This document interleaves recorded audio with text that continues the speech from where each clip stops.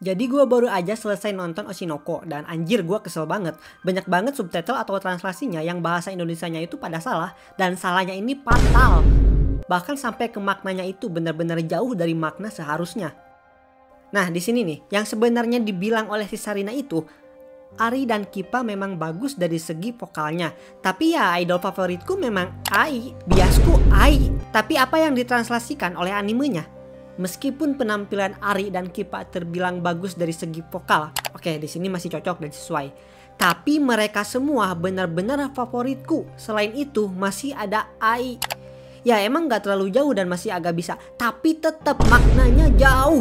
Di dunia idol atau bahkan K-pop pun kan ada yang namanya bias atau singkatnya member paling favorit.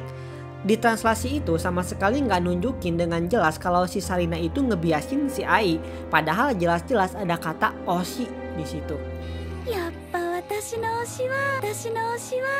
Yang artinya spesifik bias. だって君はどうしようもないほどアイドルで、僕はどうしようもないほど君のファンだ.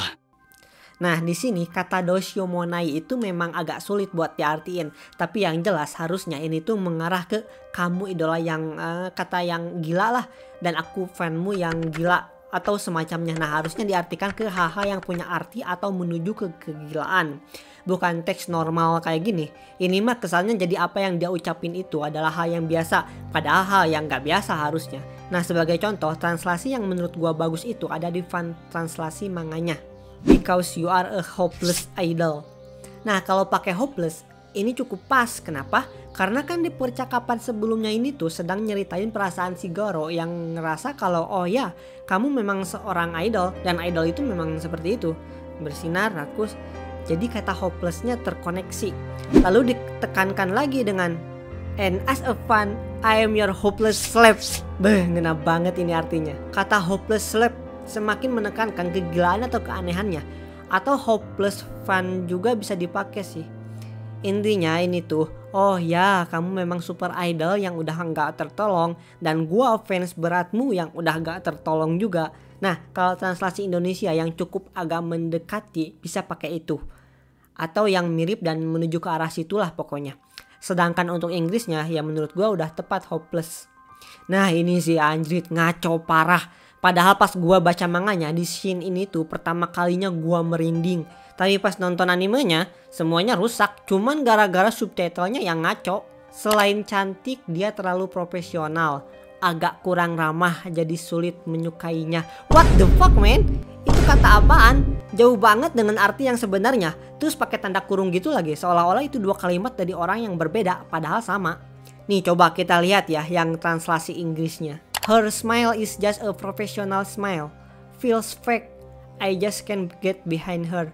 Nah itu baru bener. Walaupun kata dia memang cantik sihnya dihapus. Tapi poin intinya tetap terbawa. Yaitu senyumannya senyum profesional. Jadi berasa kayak palsu. Nah poin itu penting banget dan harus disampaikan. Karena di scene selanjutnya itu jadi momen yang penting.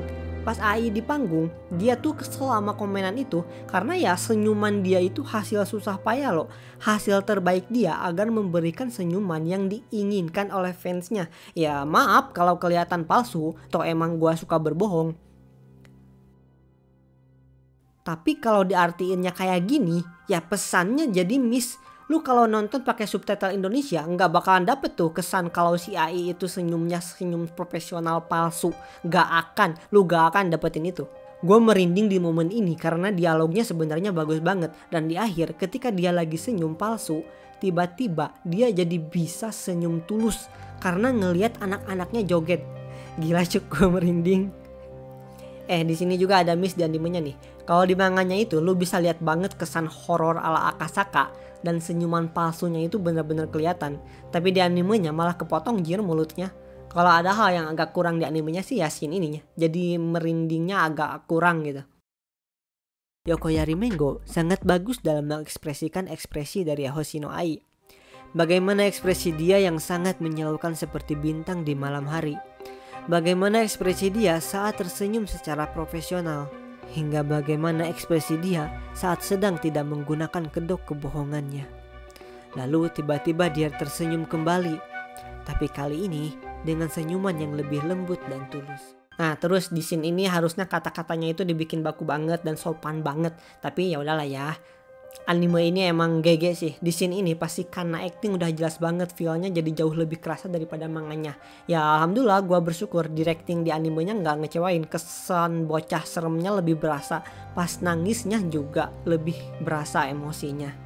Ini emang hal kecil, tapi menurut gue lebih berasa kalau artinya jadi bersiap-siap untuk jatuh. Ya mungkin itu beberapa kesalahan translasi yang fatal banget di anime Oshinoko. Kalau bicara animenya sih gue udah gak bisa bilang apa-apa lagi. Epic parah. Apalagi scene terakhirnya. Gila lu. Budget visualnya udah kayak movie. Beberapa scene ada CGI 3D sekelas Ufotable. Lu bayangin dah, budget gede buat bikin grafis action keren kini dipakai buat bikin scene drama jadi dramatis parah. Gak salah emang gue suka banget sama series ini. Dan gue juga ngefans banget sama autornya, Akasaka Aka.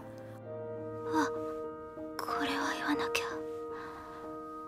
ルビー、アクア、愛してる。 Oh ya, lu pengen tahu kehebatan dua pembuat manga Oshinoko ini? Gua udah bikin video kehebatan mereka, di mana series Oshinoko ini dibuat oleh dua mangaka jenius, yaitu Akasaka Aka, pembuat Kaguya-sama, dan Yakoyari Mengo, pembuat Kuzuno Honkai. Mereka collab buat bikin Oshinoko. Tonton videonya di sini.